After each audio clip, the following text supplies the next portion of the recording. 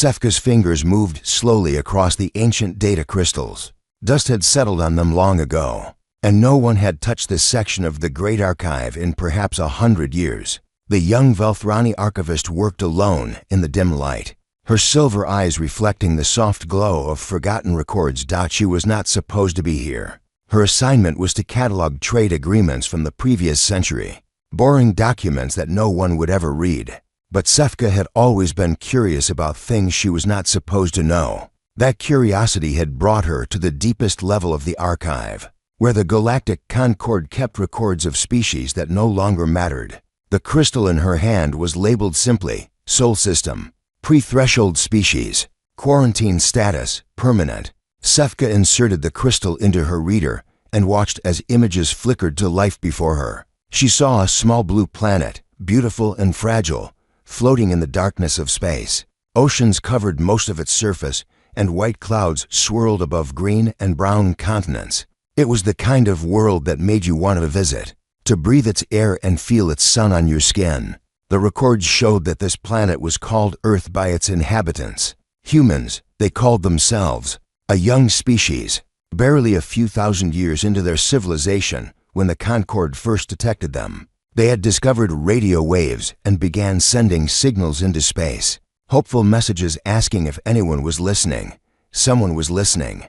The Concord heard everything. Sefka watched recordings of those early transmissions. Mathematical sequences meant to prove intelligence. Music and images encoded in radio waves. And strangest of all, physical probes carrying golden discs with pictures and sounds from their world. The humans had attached messages of greeting, maps showing their location, and recordings of their languages and music. They had sent these primitive vessels into the void like bottles thrown into an ocean, hoping someone would find them. The innocence of it made Sefka's heart ache. She found the records of the Concord's debate about Earth.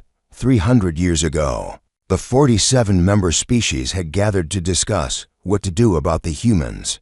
The recordings showed representatives from across the galaxy arguing about the fate of a world that did not even know it was being judged. The Korvathi delegate spoke first. His species was old and proud, warriors who had conquered half the galaxy before choosing peace. He argued that humans were too dangerous. Their own broadcasts revealed a species constantly at war with itself. They had weapons capable of destroying their entire world, and they had come close to using them several times. Allowing such a species into the galactic community would be like inviting a fire into a house made of paper. The Melhari representative disagreed. Her people were scientists and philosophers who believed in the potential of all intelligent life. Yes, humans were violent, but they were also capable of great beauty. Their art, their music, their literature showed a species struggling to become better than their worst instincts. Given time and guidance, they could evolve into something wonderful. The debate continued for many cycles. Some wanted to make contact and guide humanity toward peace. Others wanted to destroy them before they became a threat. Most simply wanted to ignore them and hope the problem solved itself. In the end, the Concord chose the coward's path. They voted to quarantine the Sol System. No contact would be made. No help would be offered. Monitoring stations would watch from a distance. But humanity would be left alone to either destroy itself or somehow survive long enough to prove it deserved a place among the stars. The quarantine was not meant to be permanent. Every century, the Concord was supposed to review the situation and decide if humanity had changed enough to warrant contact. But centuries passed, and the reviews never happened. Other matters seemed more important. New crises demanded attention. The monitoring stations were reassigned to other duties. Earth was forgotten by everyone except archivists like Sefka, digging through old records that no one cared about anymore. Sefka moved forward through the timeline, searching for more recent data. She found automated reports from the monitoring probes, dry technical documents filled with numbers and measurements. For 200 years, the probes had recorded humanity's progress. The humans had reached their moon. They had sent robots to other planets in their system. They had built space stations and launched thousands of satellites. They were growing, learning, reaching outward despite no one answering their calls. Then, suddenly, the records stopped. Sefka checked the dates twice to make sure she was reading them correctly. The last comprehensive scan of Earth was taken 200 years ago. After that, there was nothing. The monitoring probes had either failed or been reassigned, and no one had bothered to replace them. But there was one final entry in the records. A damaged probe, drifting at the edge of the Sol system, had detected something before it went offline. A transmission from Earth, powerful and clear, broadcasting on all frequencies. The probe had tried to record it, but its systems were failing. Only fragments of the message had been captured before the probe died. Sefka opened the fragment and listened. Static filled her ears, harsh and crackling. Then, through the noise, she heard a voice. It was speaking a human language, one she did not understand. But the translation software built into her reader began to work. Words appeared on her screen, broken and incomplete. To any who receive this message, we know you are there. We have always known, more static. Sefka leaned forward, straining to hear. We waited for you. Hoped you would come. But you never did. The voice was calm, almost peaceful. There was no anger in it, no accusation. Just a quiet sadness that made Sefka's chest tight. Our time is ending now. But before we go, we wanted you to know. Static consumed the recording again. Sefka adjusted the settings, trying to pull more clarity from the damaged data. For a moment, the voice returned, clearer than before. We forgive, then silence. The recording ended, and Sefka sat alone in the dark archive, staring at those two words on her screen. We forgive. What did that mean? Forgive what? Forgive whom? And what had happened to humanity? The voice had spoken of ending, of time running out. Had they destroyed themselves after all, just as the Korvathi delegate had predicted? Had war or disease or disaster claimed them? Sefka knew she should report this to her supervisors. This was exactly the kind of discovery the archive existed to preserve. But she also knew what would happen if she did. Some elder bureaucrat would mark the file as reviewed, add a note saying the humans had apparently gone extinct, and store the record away where it would never be seen again. No one would investigate. No one would care. Because no one had cared for 300 years, Sefka made a decision. She copied the records onto her personal device, hiding them in encrypted files where no one would think to look. Then she left the archive and walked through the great halls of the Concord's capital station, past representatives from dozens of species who were busy with their important affairs. None of them noticed the young archivist with silver eyes and a troubled heart. She found Councillor Veth in his private chambers, an elder Velthrani who had once been kind to her when she was just a student. He listened patiently as she explained what she had found, showing him the records and playing the fragment of humanity's last message. When it was over, Veth was quiet for a long time. This is troubling, he finally said. But I am not sure what you expect me to do about it. Someone needs to investigate. Sefka replied. We need to know what happened to them. We need to know what they were trying to tell us. Veth shook his head slowly. The humans were a pre-threshold species, Sefka. They were never members of the Concord. Whatever happened to them is sad, perhaps, but it is not our responsibility. We made it our responsibility when we chose to quarantine them. We watched them struggle and did nothing. We heard their calls for contact and stayed silent. How can we just ignore their final words? The counselor looked at her with tired eyes. Because that is what the Concord does, young one. We protect ourselves first. We always have. The universe is vast and dangerous, and we cannot save everyone. Sefka left his chambers feeling angry and defeated. But she did not give up.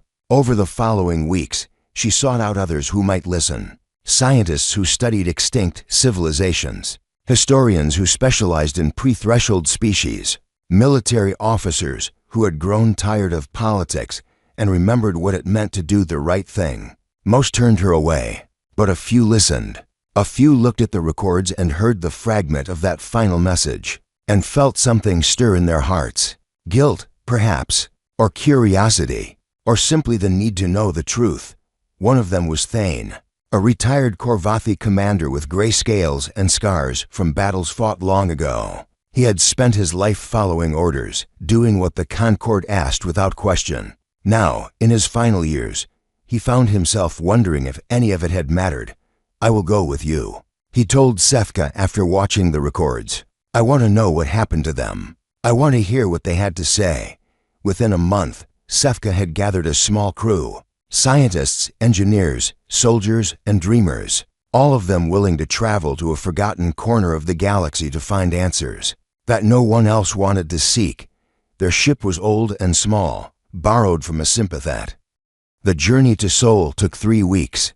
3 weeks of traveling through empty space, far from the busy trade routes and populated systems of the Concord. The crew spent their time preparing equipment, reviewing old records, and quietly wondering what they would find when they arrived. Sefka stood at the observation deck most evenings, watching stars drift past like distant lanterns. She had never been this far from home before. The silence of deep space was different from the silence of the archive. It was heavier, older, filled with secrets that no one had ever uncovered. Thane joined her one night, his heavy footsteps announcing his presence before he spoke. The old Korvathi moved slowly now, his joints stiff from age and old wounds. But his eyes were still sharp, and his mind was still clear.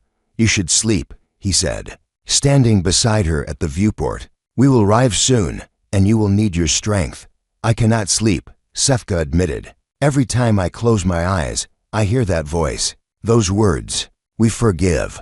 What did they mean by that?" Thane was quiet for a moment.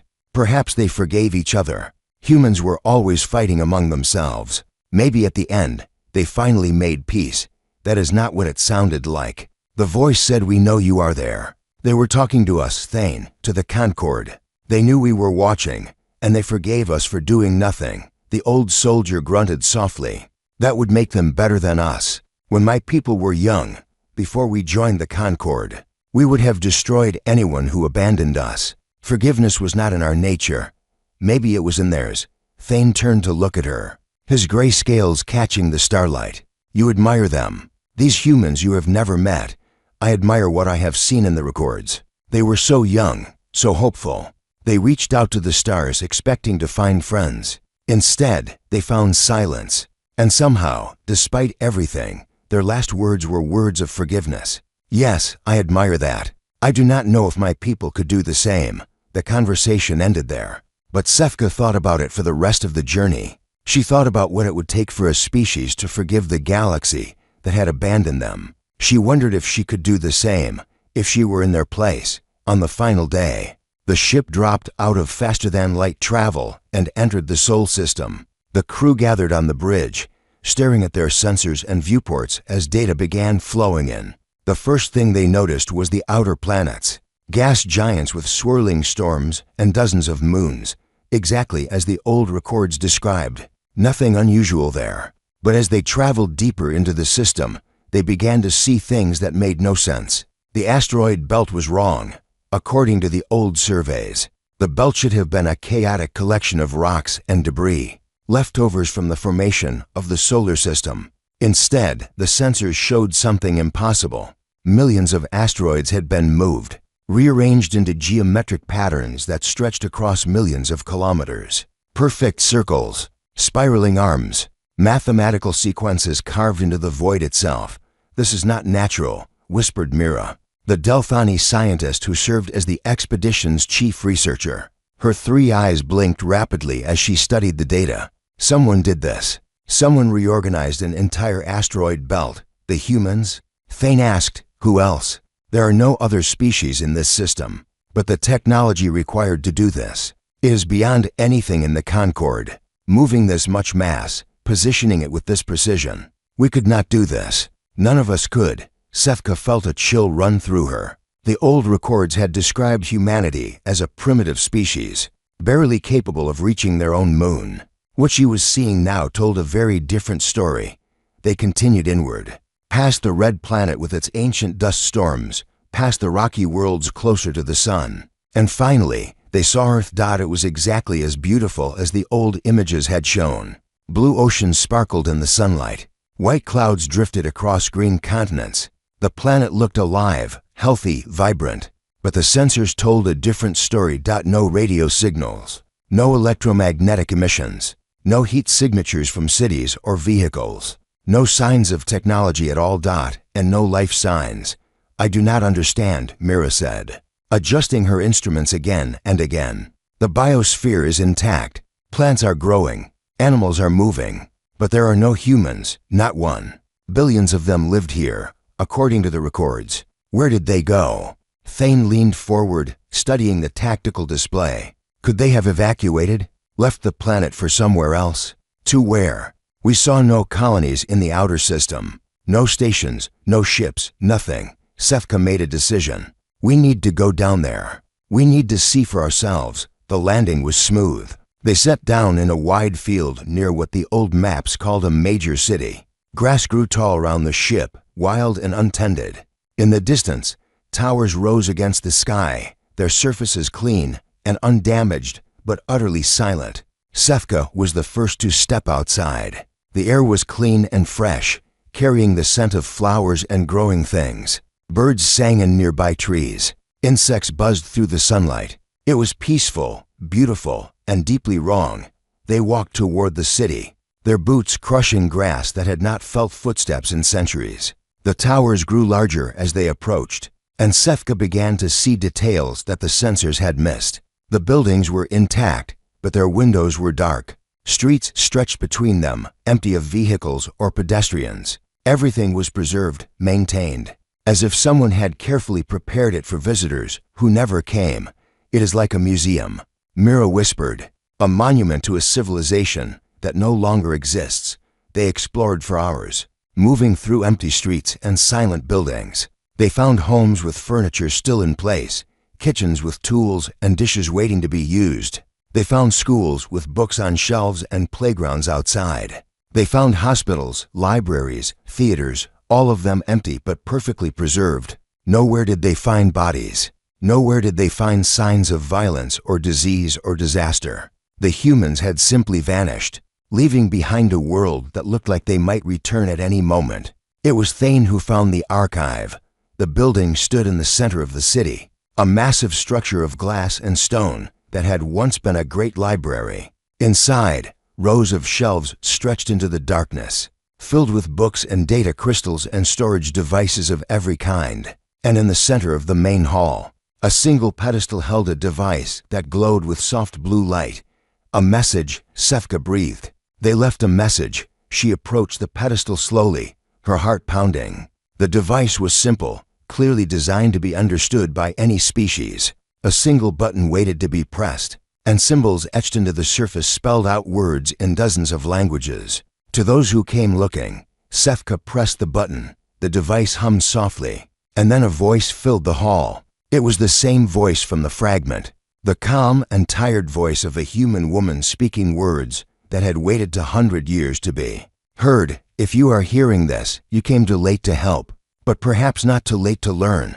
The crew gathered around the pedestal, their eyes fixed on the glowing device. Sefka barely breathed as the message continued. My name is Elena Vasquez. I am one of the last of my kind, and I have waited a long time to speak these words. I do not know who you are. I do not know which species will find this message, or how many centuries will pass before someone comes looking. But I know that someone will come eventually. Curiosity is a gift shared by all thinking beings. The voice paused, and Sefka heard something that might have been a sigh. You probably have questions. Where did we go? What happened to us? Why did we leave behind a world so carefully preserved? I will answer all of these things in time. But first, I need to tell you a story. The story of humanity's final century, and the choice we made when our time came to an end. 300 years ago, we sent our first signals into space. We were young and hopeful, desperate to know if we were alone in the universe. We dreamed of meeting other civilizations, of learning from them and growing alongside them. We imagined friendship stretching across the stars. We did not imagine silence. Elena's voice grew heavier, weighted with old sadness. But we were not as alone as we thought. We detected your probes watching us. We intercepted your communications and learned your languages. We discovered the truth that you tried to hide from us. You knew we existed. You watched us struggle and grow and reach toward the stars. And you chose to do nothing. Sefka felt shame burn through her. The crew stood frozen, unable to look at each other. We could have been angry. Many of us were, at first. To be judged and found wanting by species we had never met. To be quarantined like a disease and left to suffer alone. It would have been easy to let hatred consume us. Some of our people wanted war. Others wanted to withdraw completely and forget that anyone else existed in the universe. But in the end, we chose a different path. The message paused there, the glow of the device pulsing softly in the darkness of the empty library. "I will tell you what we chose," Elena said, "and why. But first, I want you to understand something important. We forgave you, not because you deserved it, not because what you did was right. We forgave you because holding onto anger would have destroyed us, and we refused to let your abandonment define who we became. Now listen carefully. What I am about to tell you will change everything you thought you knew about humanity and about yourselves." The message continued, and Thelena's voice filled the empty library, steady and clear despite the weight of what she was revealing. The crew of the expedition stood motionless around the glowing pedestal, afraid to miss a single word.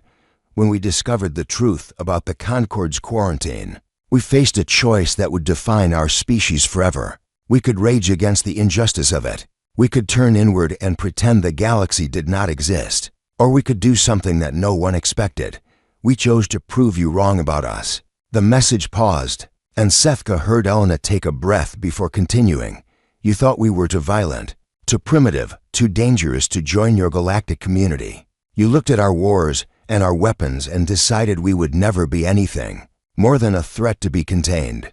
But you only saw part of who we were. You saw our capacity for destruction, but you missed our capacity for growth. In the decades after we learned the truth, humanity changed more than we had in all the centuries before. We did not stop fighting because you told us to.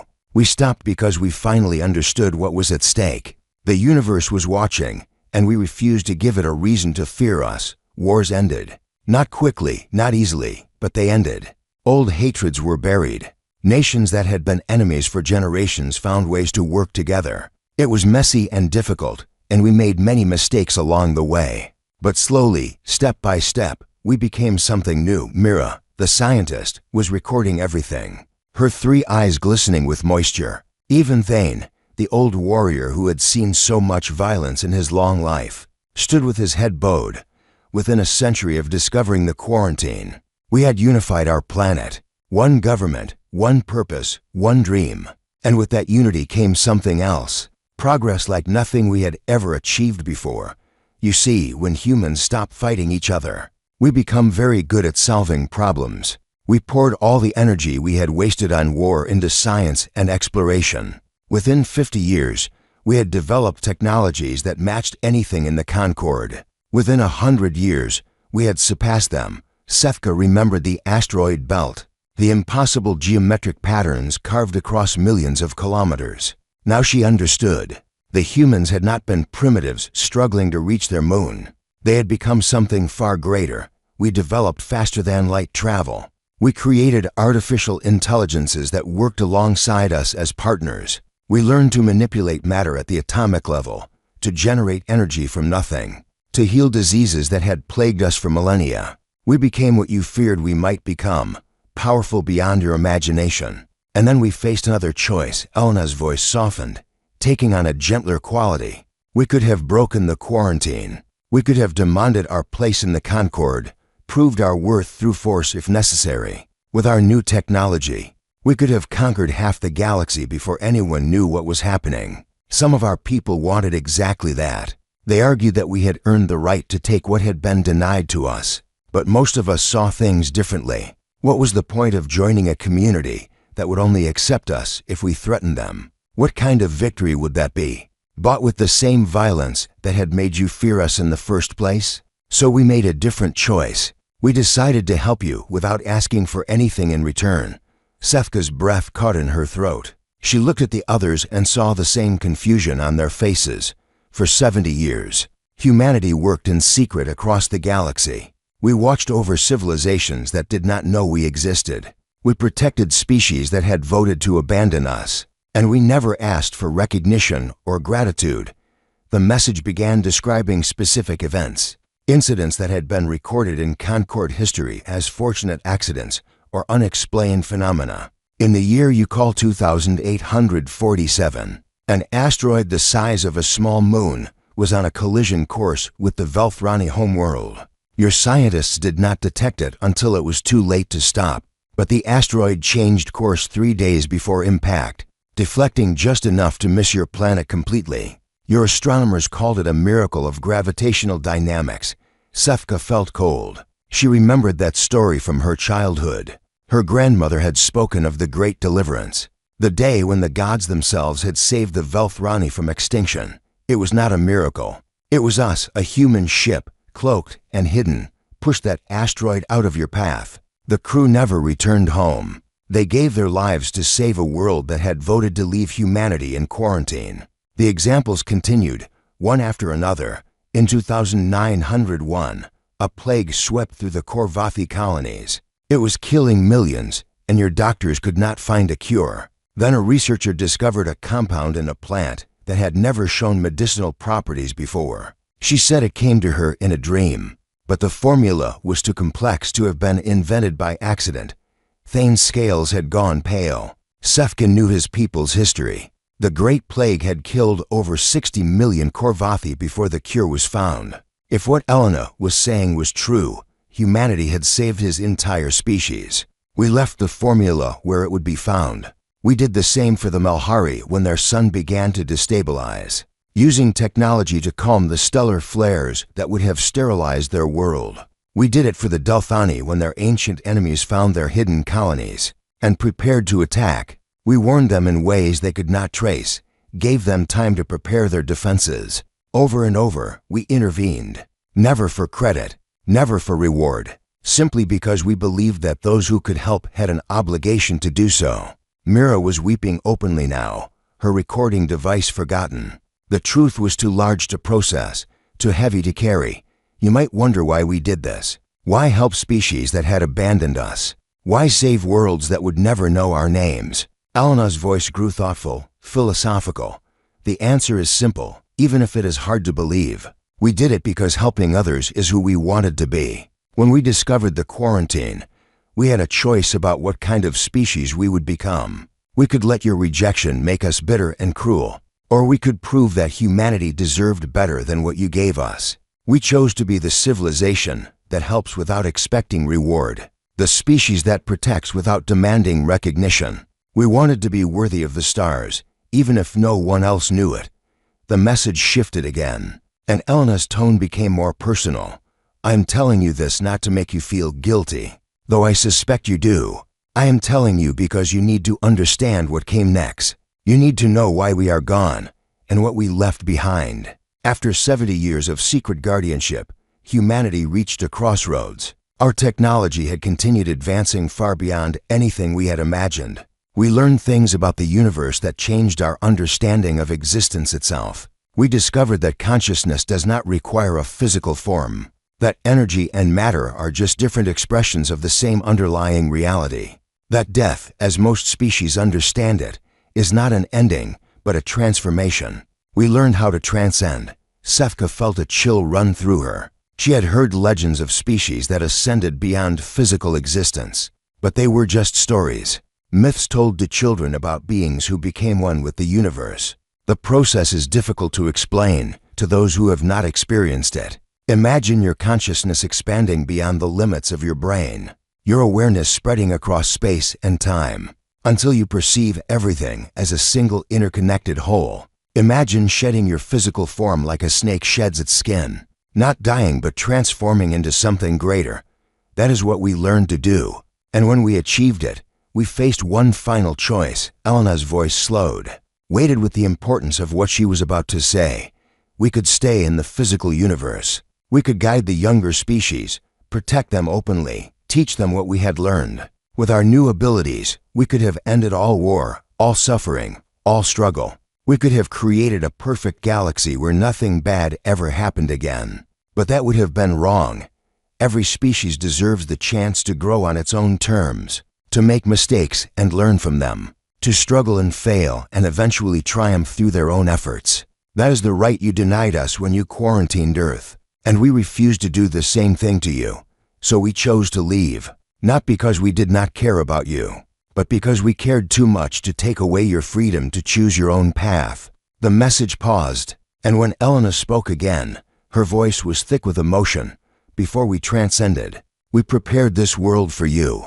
We preserved our cities, our libraries, our art and music and literature. We left behind everything we had learned about science and technology, freely given to whoever came looking. Consider it our final gift to a galaxy that never thanked us for anything. Most of my people have already gone. I am one of the last few who remain to record this message. Soon I will join them, and Earth will be empty of human life forever.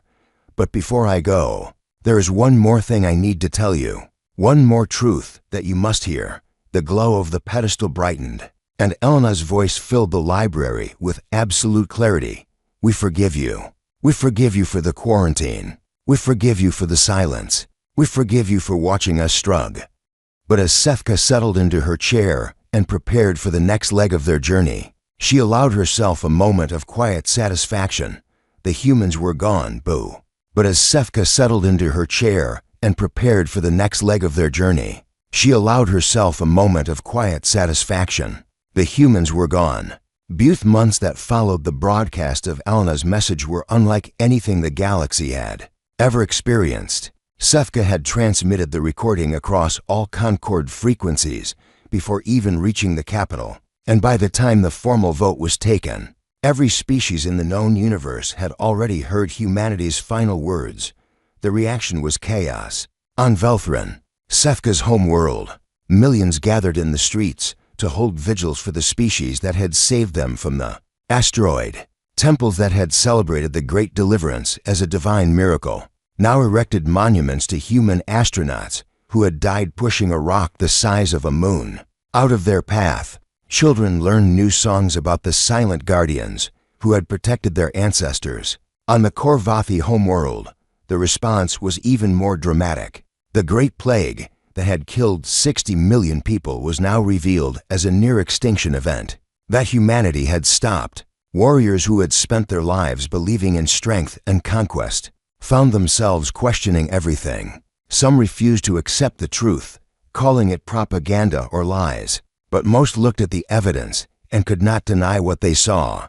Old records were re-examined across the galaxy. Scientists and historians worked together to trace every anomaly, every fortunate coincidence, every inexplicable event that had saved lives over the past 2 centuries. The list grew longer every day. A solar flare that should have sterilized the Malhari colony worlds had somehow calmed at the last moment.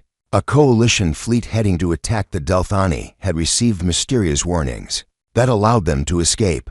A deadly plague on a remote station had been cured by a formula that appeared in a researcher's notes with no explanation of how it got there. Humanity had been everywhere, doing everything, saving everyone, and no one had ever known.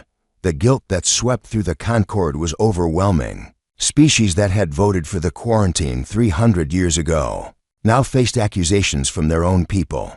How could you abandon them? How could you leave them to die? And when you did, how did they respond? They saved us anyway. Not everyone reacted with shame. Some felt anger instead. The humans had been spying on the Concord, interfering in their affairs without permission. Who gave them the right to play God?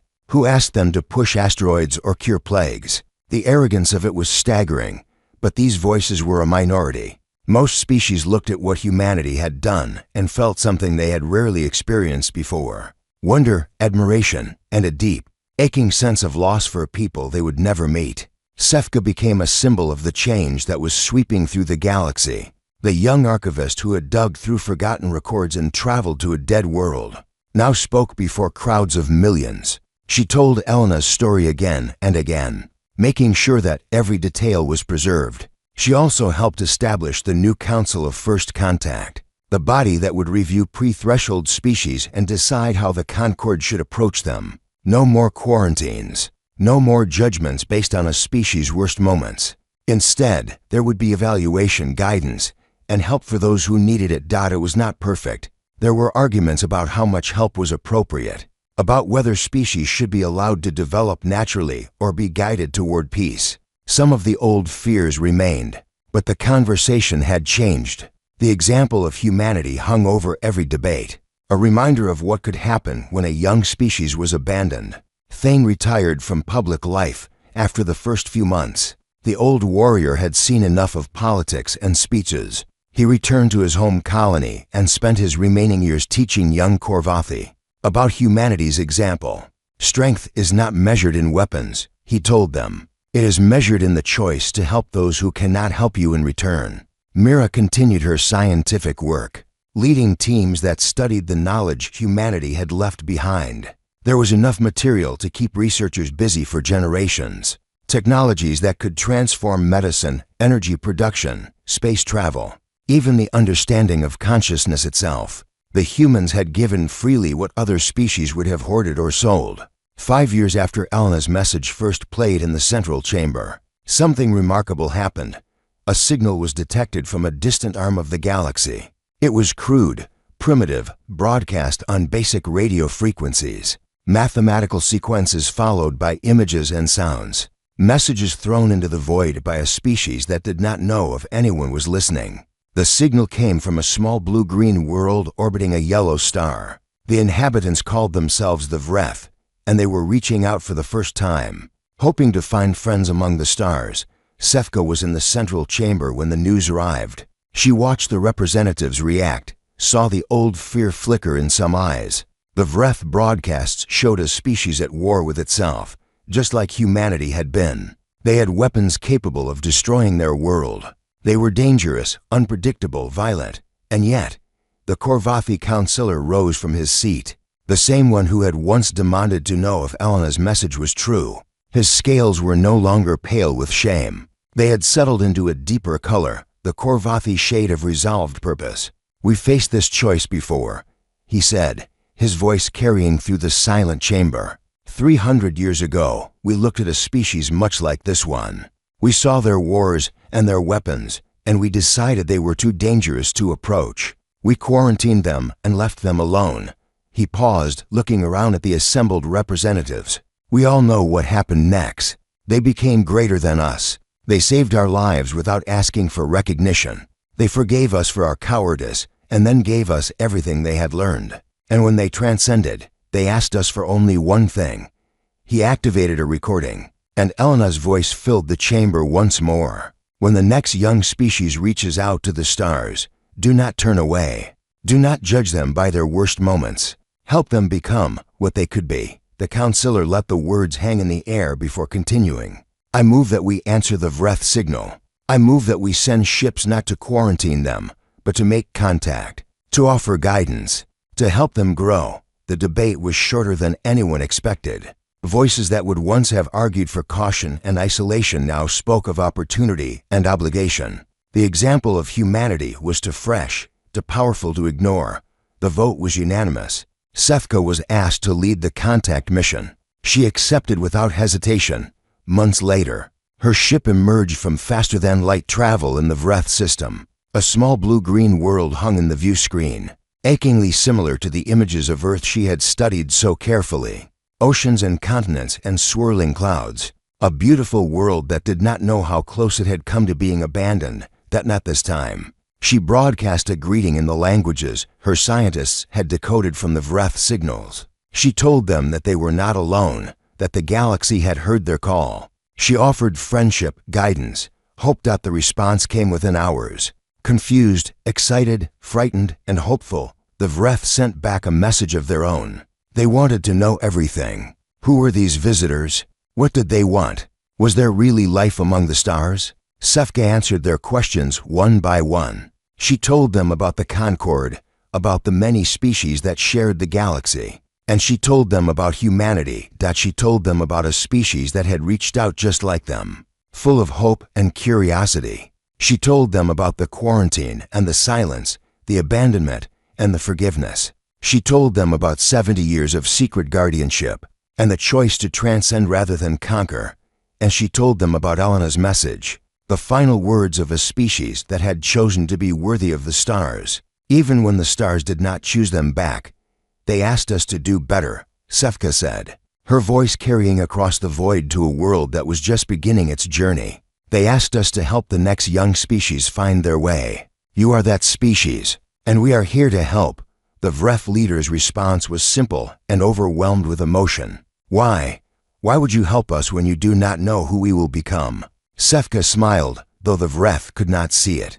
Because the humans showed us that helping is its own reward. Because they believe that every species deserves a chance to grow. And because we owe them a debt we can never repay, except by passing their gift forward. There was silence on the channel for a long moment. When the VREF spoke again, their voice was thick with wonder. These humans, they sound like they were extraordinary. They were, and they still are, somewhere beyond our understanding. They transcended physical existence, but I like to think they are still watching, still hoping that we learn from their example. Sefka looked out at the blue-green world before her, at the new species taking its first steps toward the stars. The galaxy had made a terrible mistake with humanity. It had abandoned the very species that would one day save them all. But mistakes could be corrected, lessons could be learned, and the legacy of humanity could live on in every act of kindness, every offer of help, every choice to forgive instead of hate. Alana had asked the galaxy to do better, and finally, 300 years too late, but not too late to matter. The galaxy was answering. Sefka opened a new channel and began the long process of guiding the VREF.